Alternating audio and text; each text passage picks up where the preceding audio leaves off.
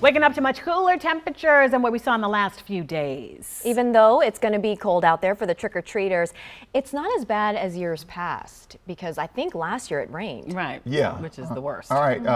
Caitlin, you're tracking down some Halloween weather extremes around the DMV. So yes, we have definitely seen scarier weather than we're dealing with today. In fact, all in all, it's going to be a really nice night for trick-or-treating. But if it were last week, we might see another record warm Halloween. The warmest temperature we've ever seen on October 31st was 85 degrees. That was set all the way back in 1950. The coldest it's ever been on Halloween, a low temperature of 26, set back in 1917. So that was the low temperature. But during trick-or-treating, temperatures that year were probably in the 30s, which makes the 40s today sound pretty nice. And at least, as Annie said, it is dry. The wettest Halloween we've ever had on record was back in 1895, when nearly 1.5 inches of rain fell on Halloween. So our forecast for tonight is looking pretty good. Temperatures will be falling from the low 50s into the low 40s shortly after the sun sets at 6:09 tonight. So take a mental note. That's when your doorbell will start going off